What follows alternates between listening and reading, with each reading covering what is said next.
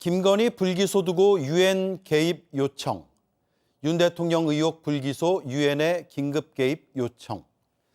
참다 못한 법률 전문가들이 유엔의 문을 두드렸습니다.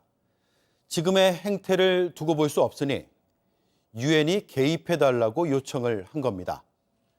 누구에겐 한없이 너그럽고 다른 누구에겐 지나치게 엄혹한 검찰, 바로 그 검찰 때문입니다.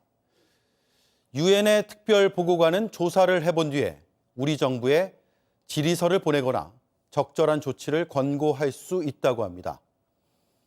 어떤 답이 올지 모르겠으나 이렇게까지 된 현실만으로도 얼굴이 화끈거립니다. 앵커 한마디였습니다. 왜 김건희 여사의 도이치모터스 주가 조작, 자본시장 교란죄는 왜 무혐의라고 합니까? 여러 가지 증거를 종합해 볼 때 가장 큰 것이 시세 조정에 인식이 있었냐의 문제인데 그 부분을 인정할 만한 증거가 부족하다는 판단이었다고 받았습니다. 자, 증거를 부인해요. 우선 여러분이 가장 잘하는 휴대폰 압수수색해야 합니다. 그런데 이런 압수수색 한 번을 못해요. 이러니까 검찰이 조종을 울린 날이다. 검찰은 이제 끝났다. 이런 이야기를 하는 거예요.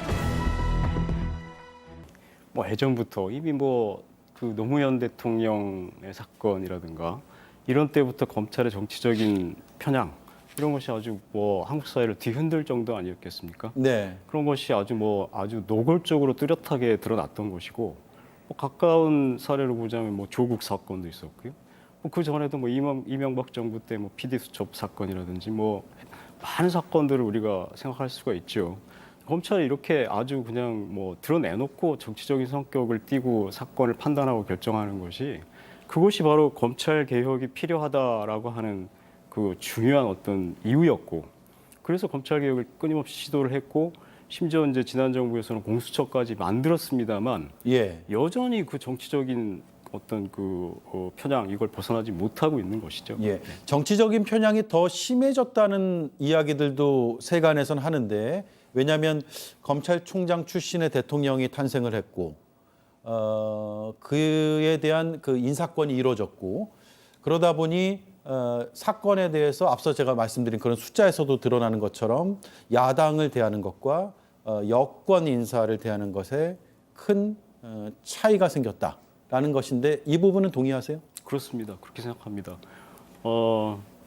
검찰이 이제 글쎄요. 검찰이 원래부터 어떤 정치적 성격을 어떻게 띠고 있었는지는 제가 잘 모르겠습니다만 전통적으로 보자면 아무래도 이제 법률가 집단이기 때문에 보수적인 성격을 띠고 있었다고 봐야겠죠. 그런데 이것이 지금 점점 더 한국 사회에서 검찰이 자신들의 어떤 힘이 커지게 되면서 검찰 스스로가 어떤 자신을 정치 집단으로 생각하는 그런 정도에까지 이르지 않았나 그런 생각이 듭니다. 결국 검찰의 정치적인 중립이 문제다고 많은 분들이 얘기를 하시는데 이 문제는 저는 근본적으로 해결하는 게 대단히 어렵다고 생각합니다. 모든 사람들이 정치적인 성향을 띠고 있는 것이고 검사도 당연히 그렇겠죠. 그런데 검사가 다루는 사건들이 정치적인 사건이 다수 있기 때문에 정치적으로 완벽한 중립이라는 건 있을 수가 없습니다. 그렇다면 좋은 방법은 검찰의 권한을 줄이는 것이죠. 줄여서 정치적인 영향을 약하게 만드는 겁니다.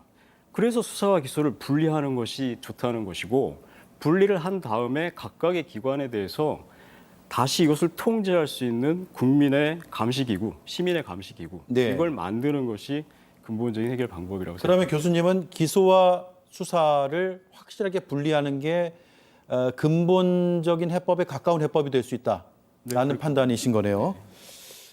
그런데 이게 그 법안은 지금 야당이 절대 다수를 점하고 있으니까 법안 통과는 되겠지요. 그런데 지금 대통령도 검찰 출신이고 여당 대표도 검찰 출신이고 검찰에서도 굉장히 단호하게 반대할 가능성이 크고 그래서 거부권 행사를 하면 또 막히는 것 아니냐라는 우려를 할 수밖에 없거든요.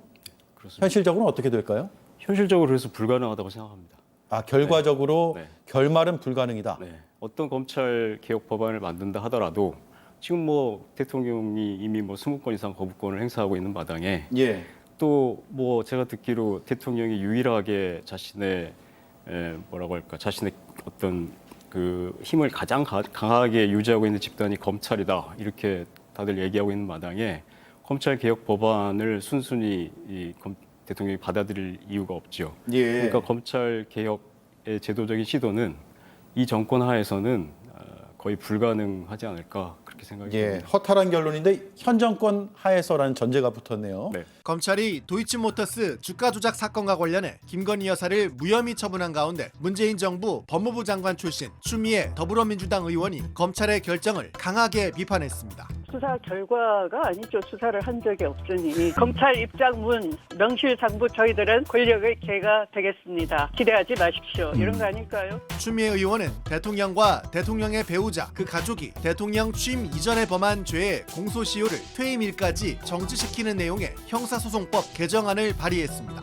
공소시효가 끝나버리면 나중에 사건의 진실이 밝혀진다 하더라도 김 여사를 처벌할 수 없게 되고 또 오늘의 검찰이 말이 안 되는 면죄부를 준 것도 또 추궁을 할 수가 없게 되는 것이죠. 그래서 이들의 완전 범죄를 더 이상 두고 볼 수가 없다. 이걸 차단하겠다. 그래서 제가 공소시효 개정안을 낸 겁니다. 윤 대통령이 거부권을 행사할 수 없을 것이라고도 덧붙였습니다. 거부권을 행사하면 김 여사가 주가 조작 주범이라고 자백하는 것이고요. 또 본인이 수사 방해뿐만 아니라 대통령으로서도 수사를 못하게 막고 있다. 이렇게 뻔뻔하게 보여주는 손바닥 왕자 같은 것이고요. 김건희 여사 불기소와 관련해 민주당은 검사 탄핵을 준비하고 있는데 추미애 의원은 이창수 서울중앙지검장 탄핵을 가장 먼저 거론했습니다. 선제적으로 그렇게 결정을 한 수사 과정 경호처 안가로 가서 핸드폰을 반납을 한 채로 수사도 아닌 그런 면접을 보고 왔잖아요. 그리고 수사로 둘러댔고 당시에 검찰총장이 강력 반발을 했던 적이 있고요. 네. 이런 걸 봐서 이걸 강행을 한 것은 이창수 중앙지검장이다라고 보고 1차적으로 그렇게 하는 것이라고 생각이 됩니다.